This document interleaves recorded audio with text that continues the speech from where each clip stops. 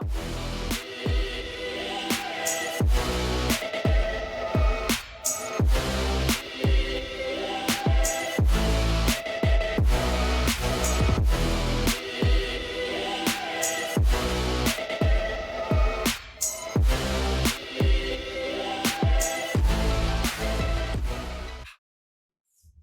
Dwaine. Welcome. Hello, how are you? I'm so good, thank you. It's so lovely to see you. Thank you so much for taking time to speak with me today. Not a problem. Anytime. So just to kind of introduce Dwaine to all our beautiful viewers, Dwaine is a world-renowned clinical hypnotherapist, and he's nicknamed the Trance Alchemist and sought out for his unique abilities in the healing field. Dwaine has traveled the world teaching his healing techniques to many people, helping so many people out there with unique challenges that we all face from time to time. So a lot of your work is alchemical in nature, Dwaine. And so traditional alchemy is, turning lead into gold. Yeah. And in my experience, I love to use alchemical processes with emotions, turning pain into power. Just so profound and so healing and life-changing in so many ways. Right. Are you able to describe to us what alchemy is for you? Okay, for me, that's a little bit. Yeah. And so you don't want the painted down version then. You want the real What one, is right? it for you? So in my alchemical process, it's about transforming a human being who has been severely hypnotized into limitation back into their God state Beautiful. where they belong. And so that's just telling it flat out. So what I know is, and why I got into hypnotherapy in the first place, was because I seen how hypnotized human beings already are. And I wanted to figure out how they were doing that to gods and goddesses to get them so limited. Amazing. So do you think that is, the big massive amounts of conditioning placed on humans from society or from something bigger, or Well, what would you say about that? kind of both. Like Yeah. I read a while back, quite a while back, that as far back as Zeus, they were limiting Wow. human beings on their natural evolution to come into God consciousness. Because Zeus was jealous and he didn't want the ordinary human beings to become gods like him. So he put them in Interesting. hypnosis and split them in two, is what it says. And I work with that too all the time because there's two aspects of us. We are the unprogrammed self and the programmed self, the right brain, the left brain. And so when I'm working with people, I'm very aware that they're coming to me from a left brain programmed place.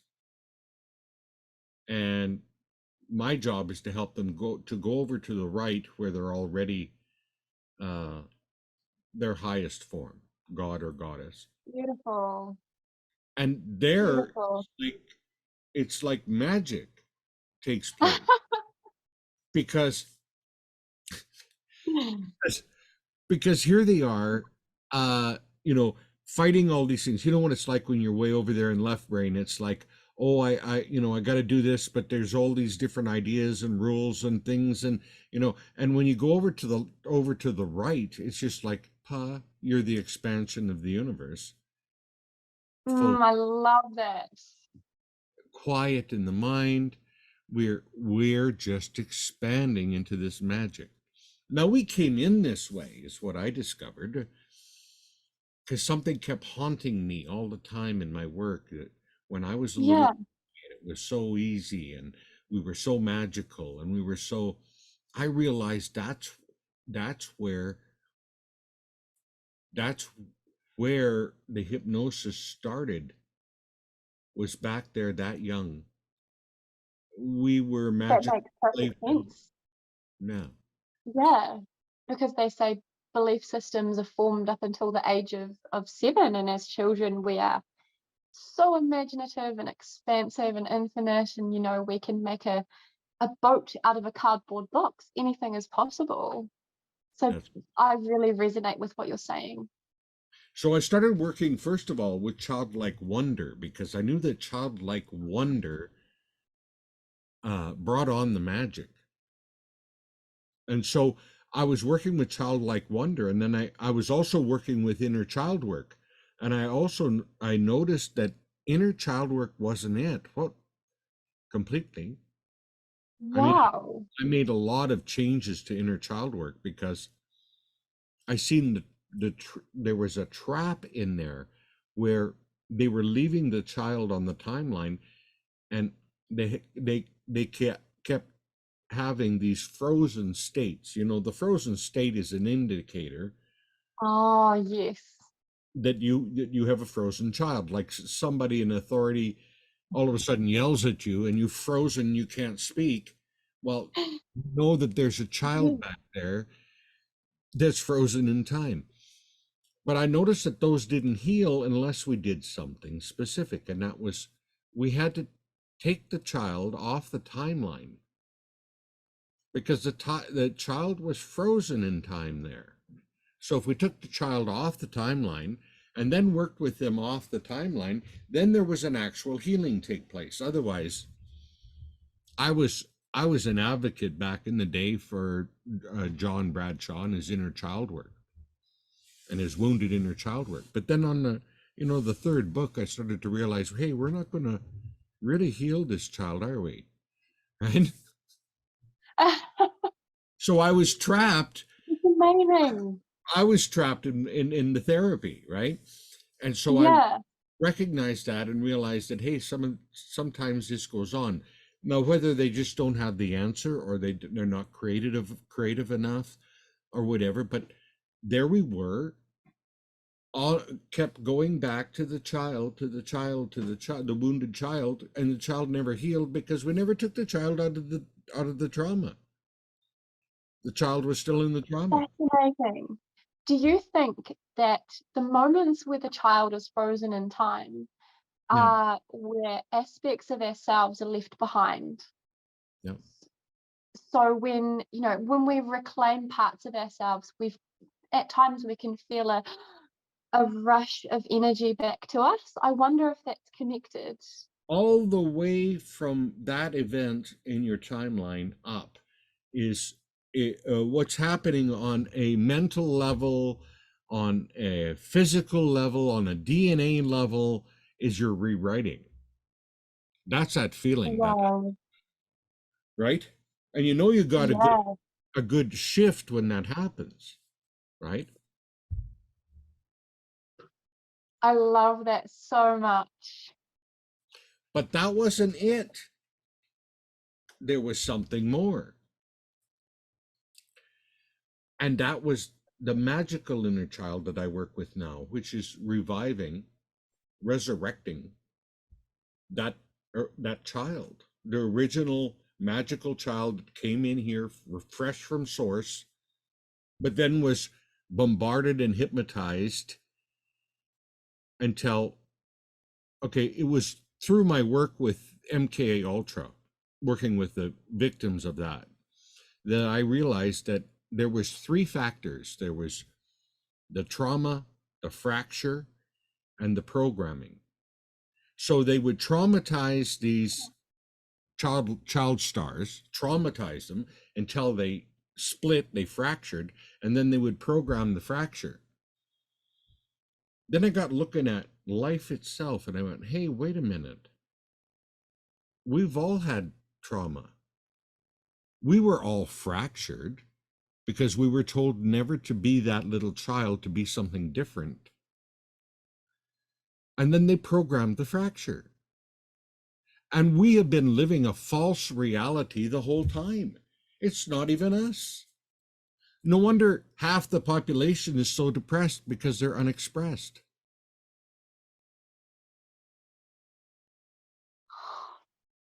My goodness.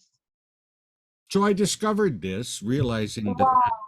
that original child, that magical child, is really your higher self.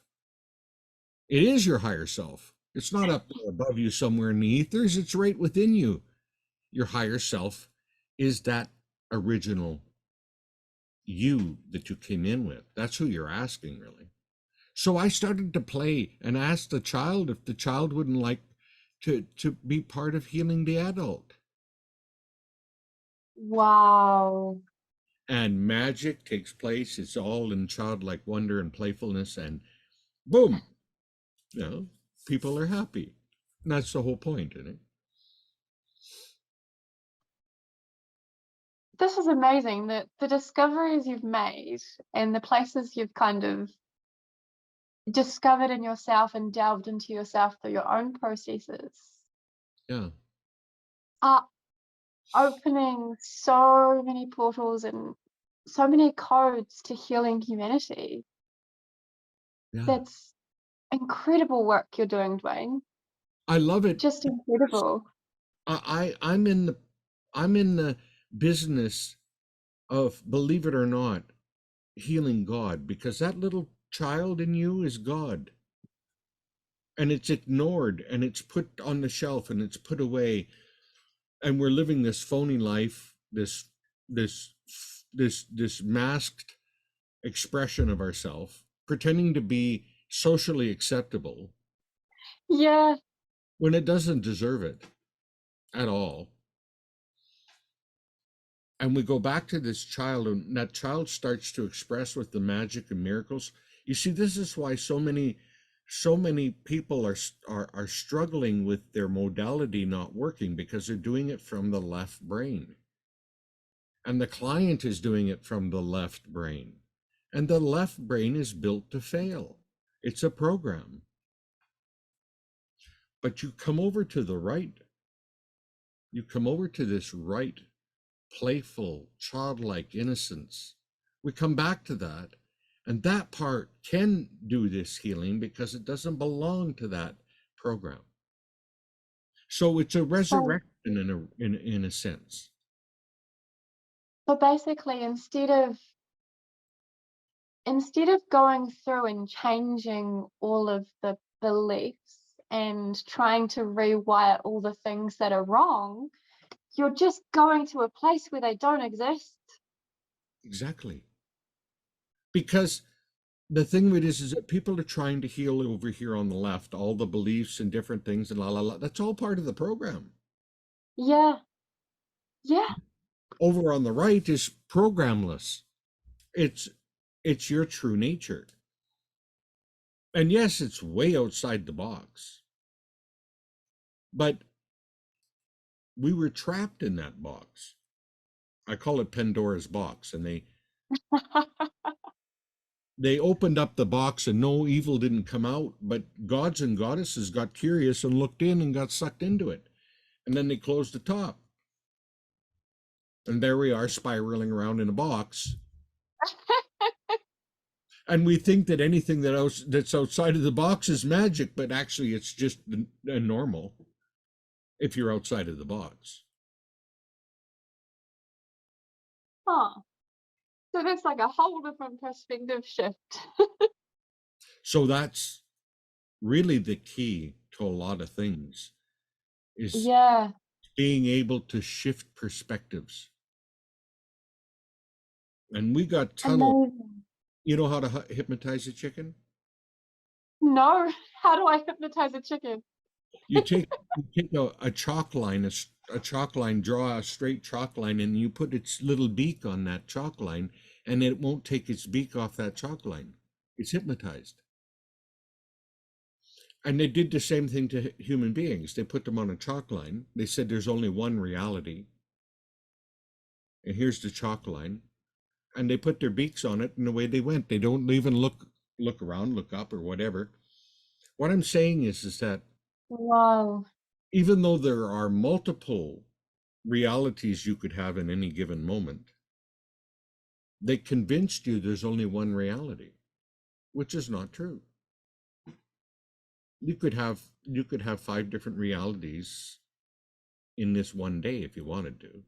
Every time you walk your doorway, your threshold, you could step into a different dimension. You can. If you can just let go of your strong beliefs in the past, that your past is your anchor, you see. If people let go of the past and realize that that's not their identity at all, then they're free in the present moment to step through any timeline, anything they want to do.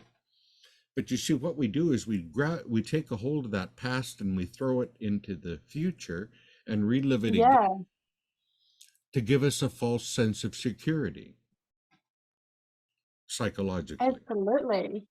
Yeah. And the things that we hold on to so tightly, Hmm. it takes up energetic space. And I Yeah, think when we let go of it all, we are free to be fully present in the present moment. that's right. Yeah.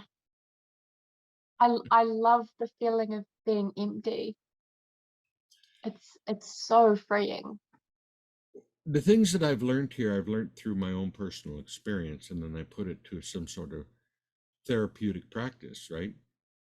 But this has its roots in something that happened to me driving down driving down a freeway, and a car coming at me and losing its tire and coming straight for me.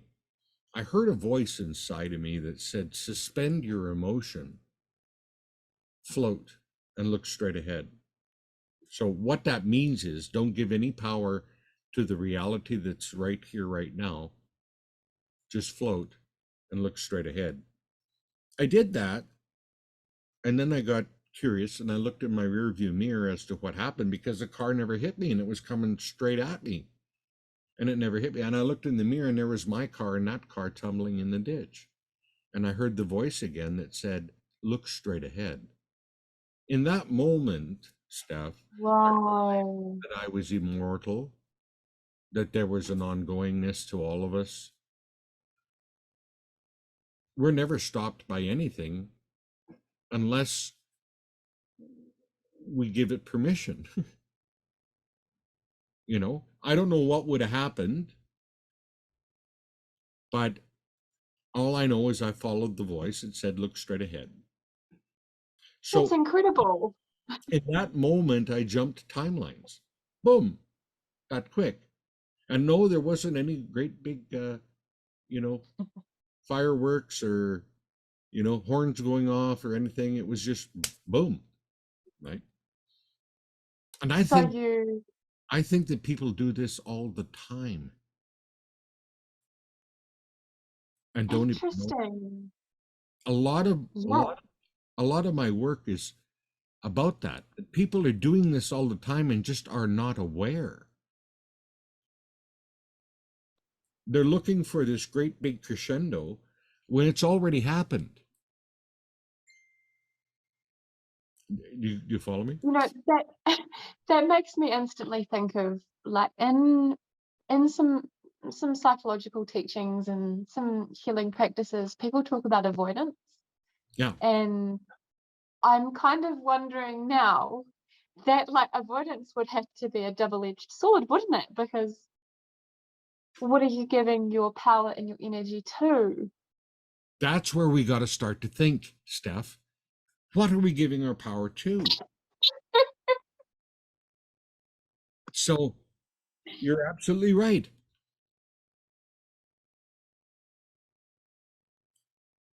So we come from a premise where we've been so hypnotized to limitation for so long, we're fighting the limitation.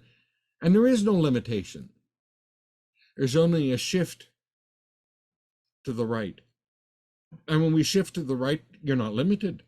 It was only the left that was limited anyway. There is no limitation. There is no enemy. There's no one against you. All it is diversion.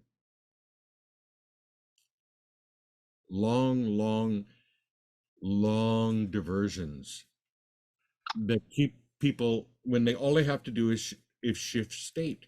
But over here, you know. Amazing. I'm really taken by something you said earlier about the child not being able to express. Hmm. And it's something I've been delving into a lot with art and art wellness, coming from a place of emptying and trusting and just Yeah. expressing whatever wants to come out. And it's quite similar to things you see in maybe aesthetic dance. And people really struggle to let go, to allow themselves to just create freely, which it's like there's so many creative barriers and people don't think that they are an artist, but they are. Yes. Yeah. It's they have this power within them at all times. And if they tapped into it, they could consciously use it to create so many different things in life. Um, but I really am curious to hear your thoughts on perhaps whether it's the active expression and inner child expression that helps that healing process or helps us to get more into the right side of the brain or to tap more into the inner child. Well, start stepping into that childlike wonder. Just pretend. Just go into the childlike wonder. Pretend, you know? So the thing with this is that there's something that it's a little unfair. I got to explain what I'm doing here. Is that uh, there's being an empath, right? It's a double-edged sword. You can pick up a lot of things, but you can also project. Yeah. The other half of the empath is the projector. You're the projector of delightful emotions. Now, you have something in your brain called mirror neurons. And when I go into a state here, you're trying to make sense of what I'm doing, so you step into the state yourself. So Yeah. when I went into childlike wonder, right, it's hard for you to stay out of it.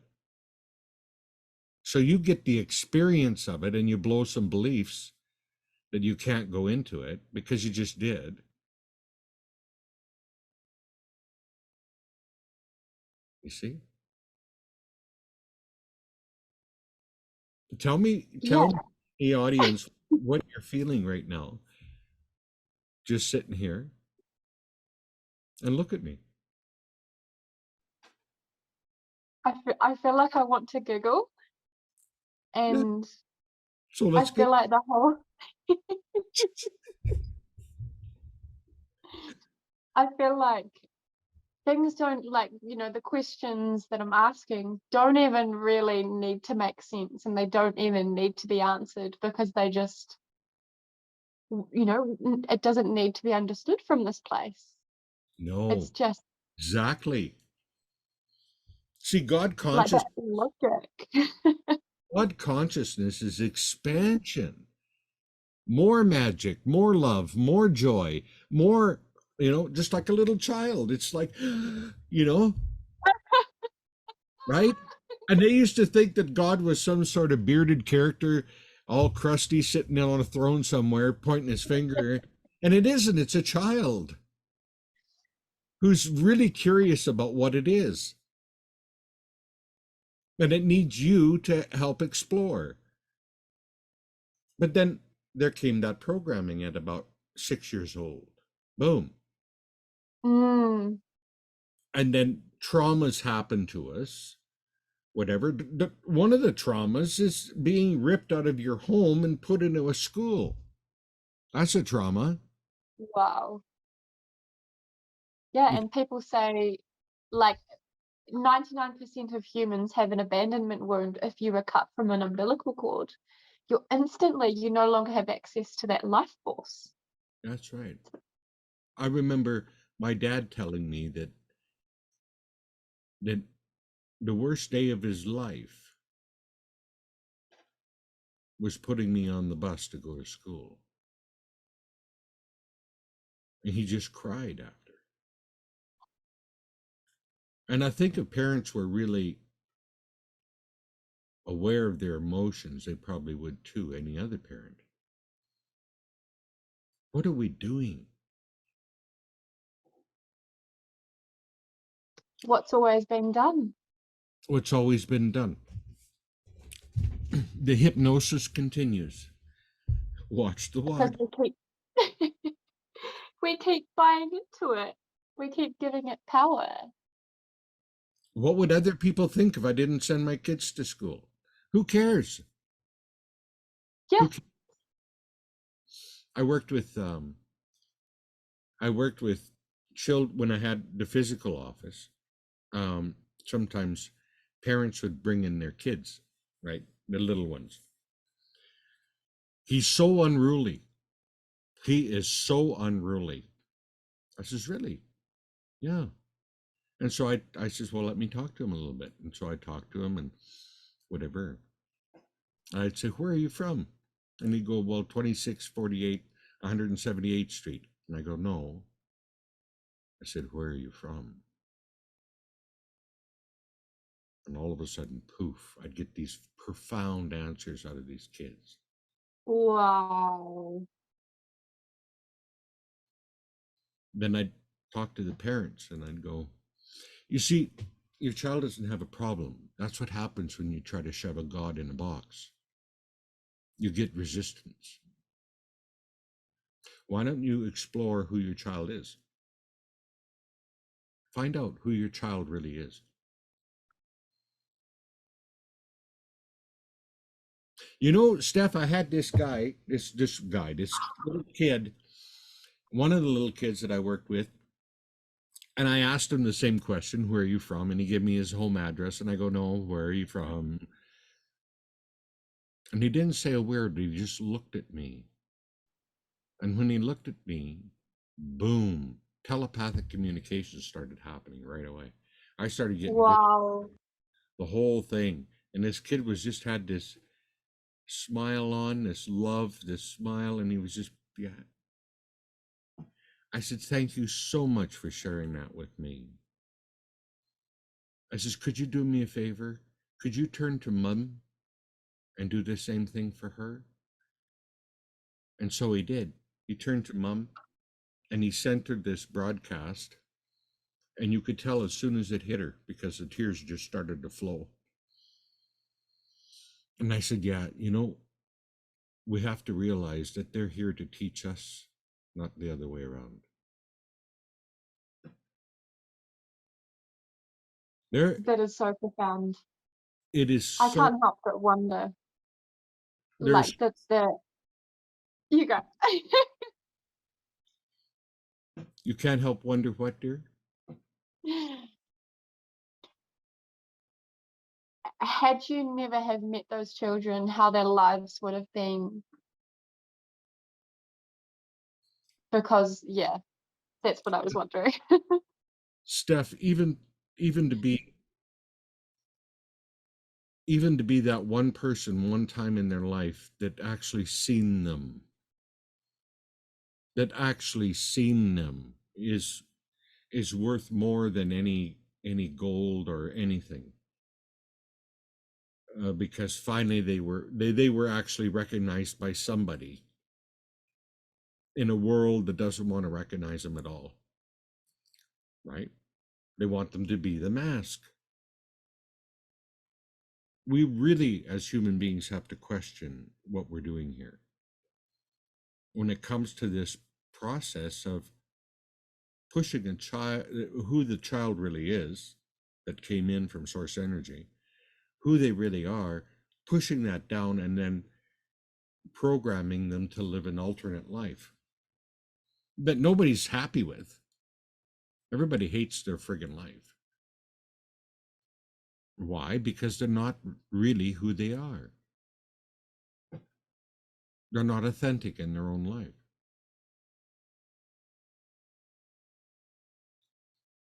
I'm starting to think, so a lot of the teachings online talk about the two sides of the brain, the left being masculine and the right being feminine, and the left being logical and the right being creative.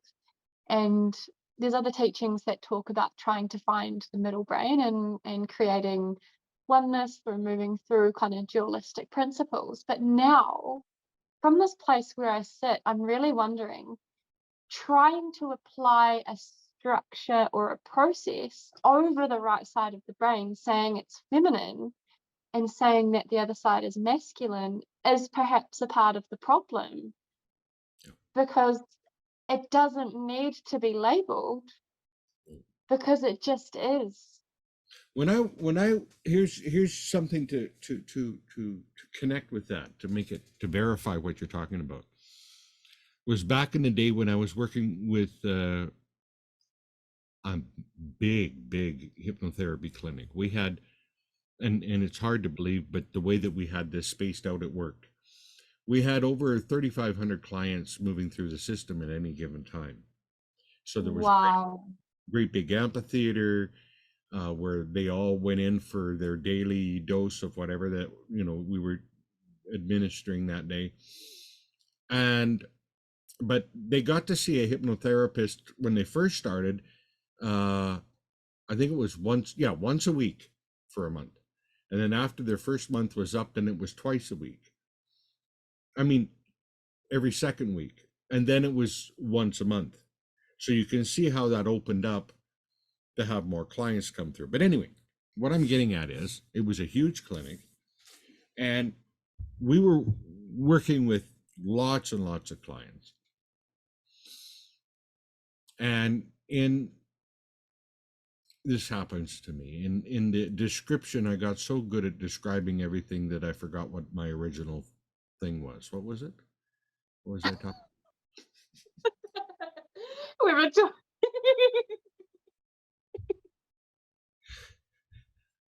I love that. We were talking about the structure or system of masculine left brain, feminine right brain, and how this correlates. Well, some people say, because the left brain governs the right side of the body, that the right side of the body is masculine and vice versa. Yeah. Whereas I was questioning, perhaps applying a structure to this infinite part of ourselves is actually keeping us in the old system. Now I remember. Thank you. Bringing me back. So at the time I was asking, because I had a really perplexing kind of question. I went, okay, I know. I said to my teacher at the time, I said, I know that this part of the brain can heal anything in the body. It doesn't care. It doesn't know difficulty. It'll heal it in a second. But yet I'm giving it suggestions or telling it what to do. Who the fuck am I? Why am I telling it what to do when it has the power to do that? Anyway, what's really going on here? And then I found out the answer. The answer wasn't that our unconscious or subconscious is full of all these unproductive behaviors, that they all talk about. That's not it at all. What's the problem is the conscious mind, and the conscious mind is limited to the box. And the unconscious is tied. It can't do unless that conscious mind asks. And so they went in back in the day with Freud and said that the subconscious is full of all these unproductive behaviors, and it's not true. But everybody hated their unconscious on some level. So now here's another division, right? We don't like our unconscious because it's full of all these things, and how are we ever going to get to the end of this treadmill of beliefs and ideas and things that I could be a lifetime at this? Sure you could. Or you could understand what the real problem is. The real problem is it's the conscious mind is locked in a box, and the unconscious can't do anything unless that conscious mind, so that changed my suggestions completely. My suggestions then become more for the conscious mind to open up to allow this greatness that's already within them through. Does that make sense? Absolutely. So backwards and upside down. Now we know that the same ones that like to hypnotize us are taking everything and turning it upside down and crooked, right? And so I start putting it back the way it is supposed to be. That's all. And I notice what happens. So I'm in a practice for a reason, right? Because I practiced.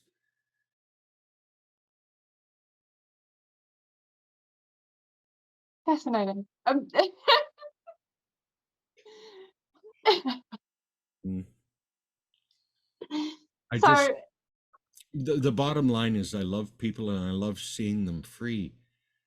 And, you know, I'll go through whatever I need to go through to figure out how to help people become freer and freer. And what has been done to keep us away from seeing that? Like this here part of your brain, you know, they call it the old reptilian brain and all of this stuff, and make yeah, a little so you don't go in there. But if you ever take a journey right down here into what's called midbrain, you take a deep breath in, you slowly exhale, and you let your awareness drop to midbrain. You start seeing peripherally. Now, as you're looking at me peripherally, I start changing. I'm not, my face changes. You might see the aura around me. Isn't that cool?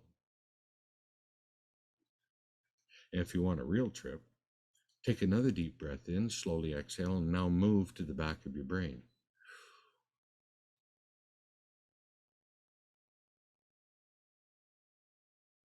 That's wild, eh? Even more auras. What are you seeing?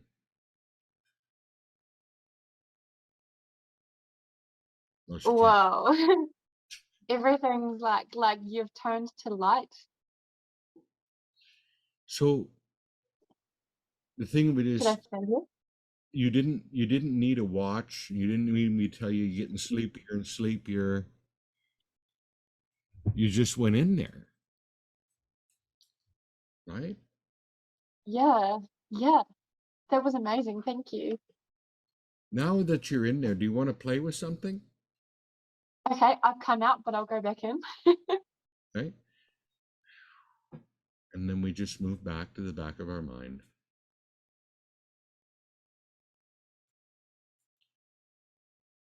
And just repeat after me. Oh, my beloved goddess, Oh, my beloved goddess, that I am, that I that am. I am, that I am, that I am. Come forth from where I put you. Come forth from where I put you. Please forgive me. Please forgive me. Now breathe in deeply.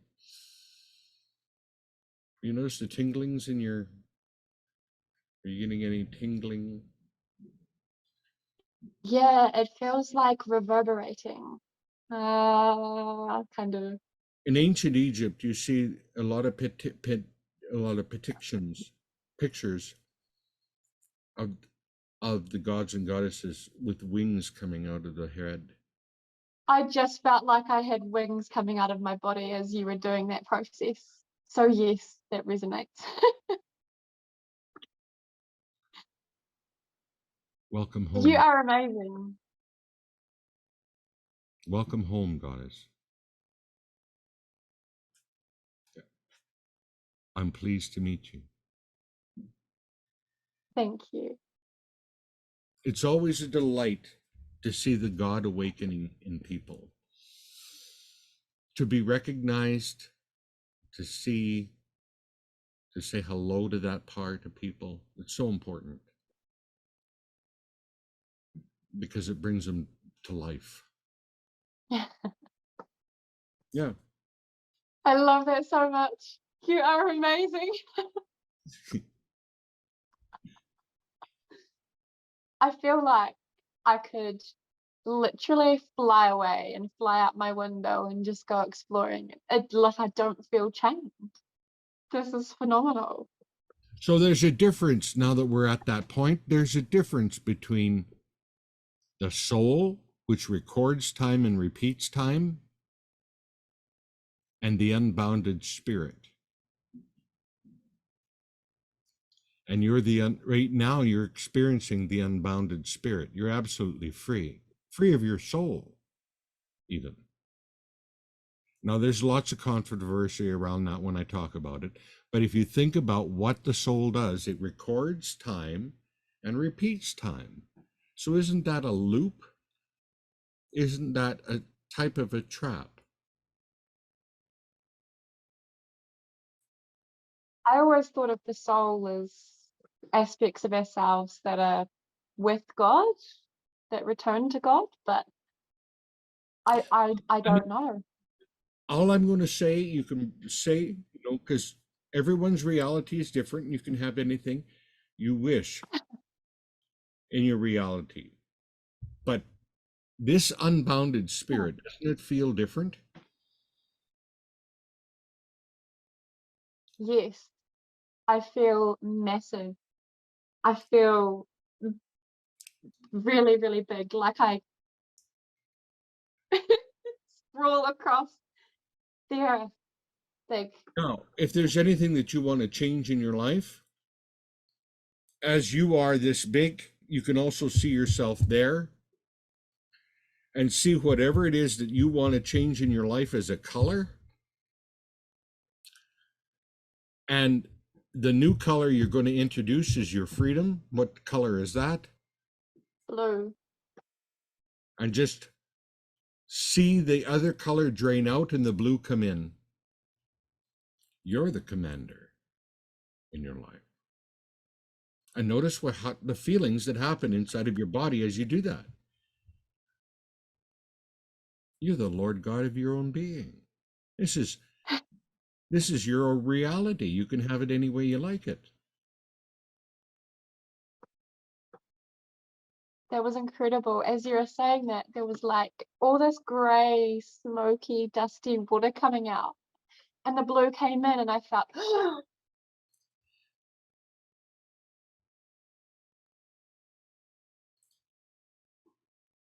See, this part of us is so intelligent that it knows what beliefs need to go and what ideas need to go and all of that with that gray.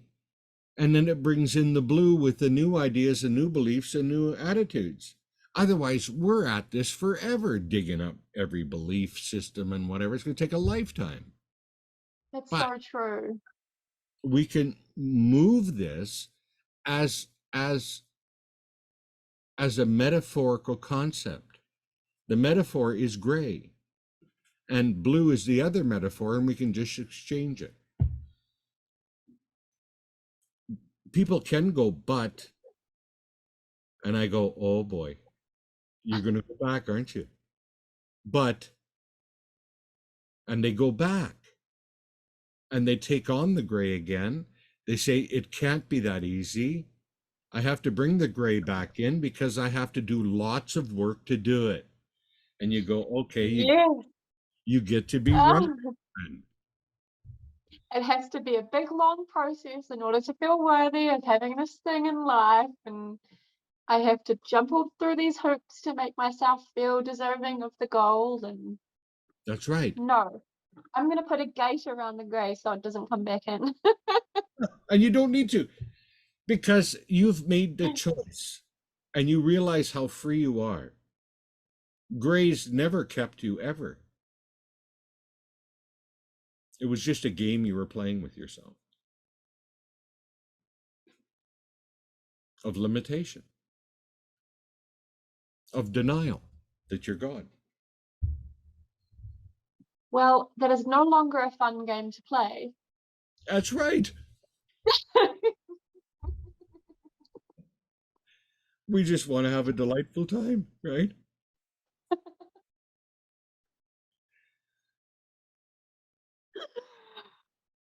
Oh my goodness. Is isn't Isn't freedom delightful?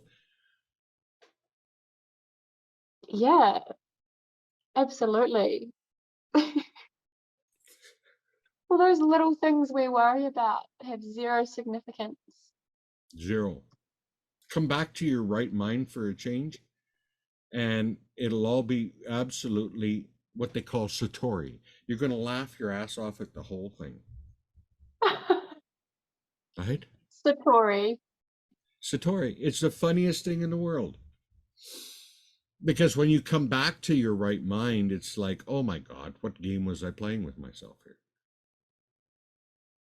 That's so funny because one of my favorite songs is by someone called Satori. And I've been listening to this all this time. Yeah. I'll send you the song. So a while back I was playing with these ideas and concepts. What if therapy could be fun? What if therapy you could laugh your butt off through it all? I mean, I'm talking ugly laugh, right? Do you want to give us an example? Sure. So, do you have something serious going on right now, like something serious that you'd like to shift? See, I can't give you an example without working on you. So, is that okay? Okay. Um,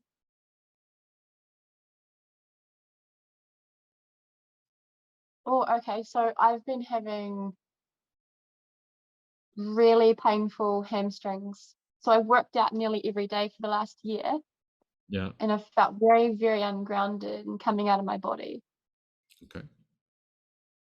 And I've been rubbing cream and getting acupuncture and trying to really ground, and it's becoming quite an issue. Okay. Right. This is pretty serious, eh? Well, it's like I spend most of the day in pain, so yeah. Okay. So this is pretty serious, eh?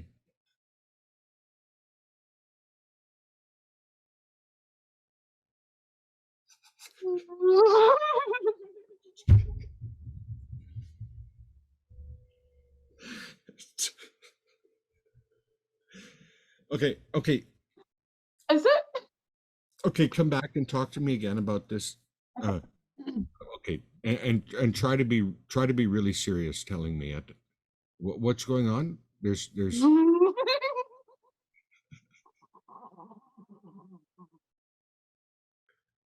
now people viewing this are going to go, this is weird. What's going on here?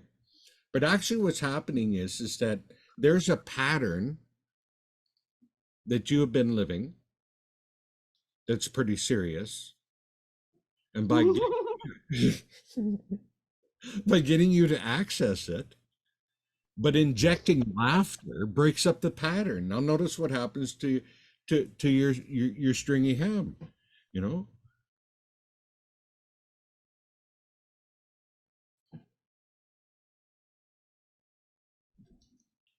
I Where did have zero control over this laughter right now. I'm this, just saying that as a disclaimer. how do you feel? Light? So the goddess in you, all she would need to do is run the right relief color through those stringy hams, eh? Right? Okay. And what color would that be, do you think? Oh, what color do I want it to be? Um, Purple. Purple. Okay. So, and just notice, there we go. How's that feel to have that purple running down through there?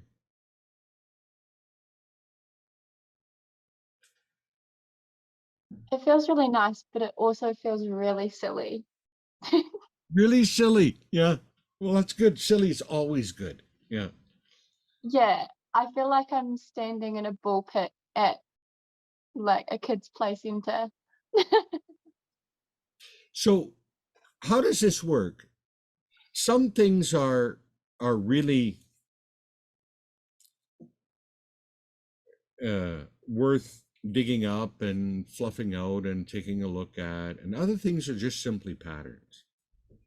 Patterns we repeat, and we'll repeat the same pattern every time, all the time, right? You'll even notice that people get ticked off because they're telling the pattern to you, and you interrupt them, and they get mad because they want to finish their pattern. They got to tell you the whole pattern, right?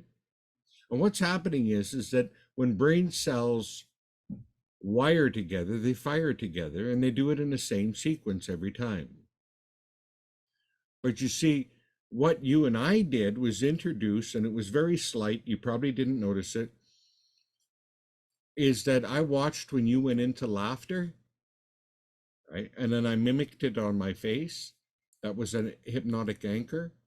And then when you were telling me about how serious it was, I joined you in the seriousness. You see, it's a trigger now, right? But you don't have to look at me. All you have to do now is think about, and it blows that whole belief system right out of the water, because what's laughter doing in the middle of this serious thing that I got going on, right? And then you let it go.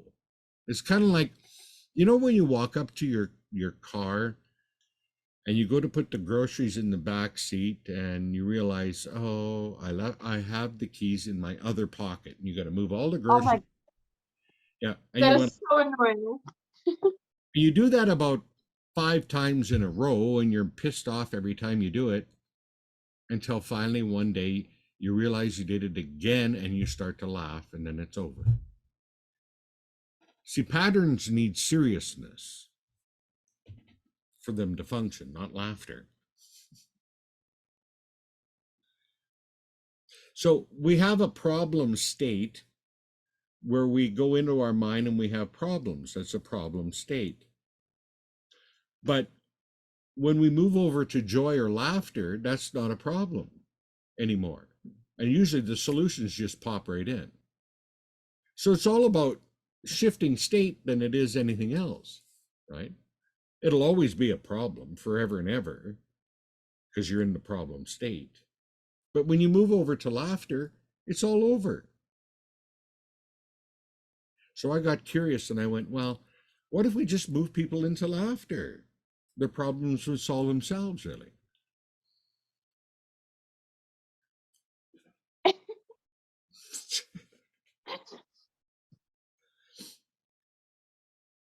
Is, is that a good example? What just happened? Oh my god. No, did I ever bring out a watch and wave it in front of you and say you're getting sleepier and sleepier? And no. No, but it was so indirect, and I didn't know what was happening. And that makes me feel concerned about how that has happened to me during my life. Like how I've been influenced in a negative way from TV and government and all these things that I don't want to be.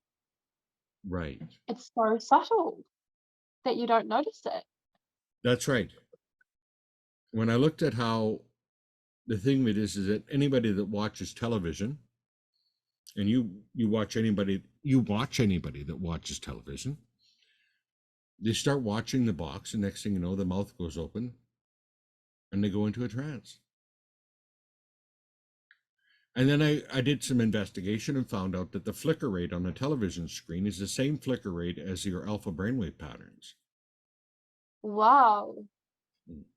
So television is really a hypnotic process.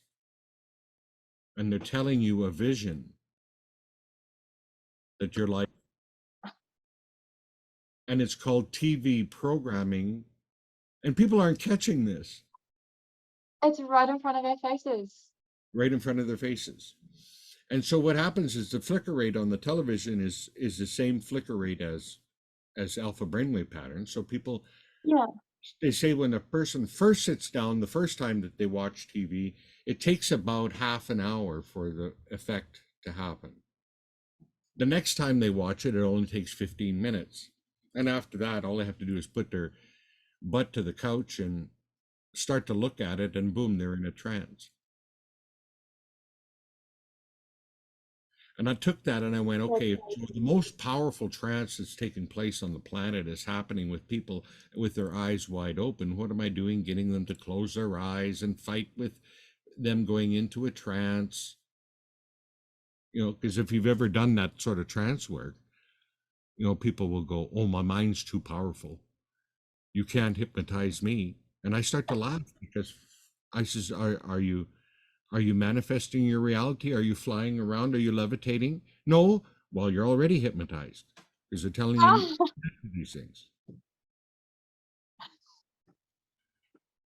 So and music as well. yeah. And so so repetition, influence, fear, these are all hypnotic inductions. Okay. And so influence, when we're hearing a song or it's an artist, we're in this la state, and we're in that. Or repetition, they keep repeating, you know.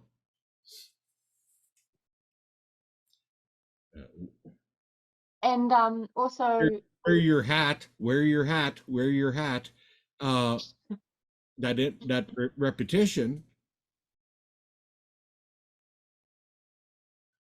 and also like around the frequencies that have been, so sound was originally on the solfeggio frequency scale, but it was changed for mainstream music today.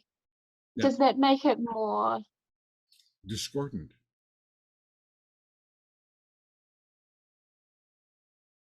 Right brain, left brain. Frequencies, the frequencies that you're talking about are right brain frequencies. Wow. They don't want you to go in there. Not when they're trying so hard to hypnotize the human race into slavery. I mean, come on. Yeah. Yeah, oh my goodness. Yeah. I cannot believe it's been an hour already. What? Yeah. Holy man. Okay.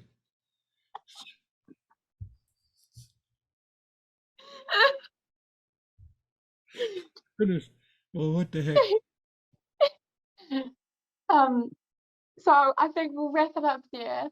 Okay. And yeah, that was so mind-blowing and opening, and I have so many things to think about and process after this amazing conversation. I admire your work so much. Thank you so much for being a part of this interview today. I really appreciate it. Well, thank you for having me, Steph. Really. Thank you. You know, I think it was about 8 or 9 years ago I first discovered your work. And we've been trying so to have you ever since. Yeah. And it finally happened today. Thank you so very much. Well, thank you. Thank you so much. I'm so shocked it's already over. Yeah. Yeah. I think I'll go and do some solfeggio scales and be rebellious in my right brain. Okay, sounds good. All right. Thank you so much for your time. Thank And I you. hope you have a beautiful day. You too. Bye-bye. Cool. Thank you. Bye.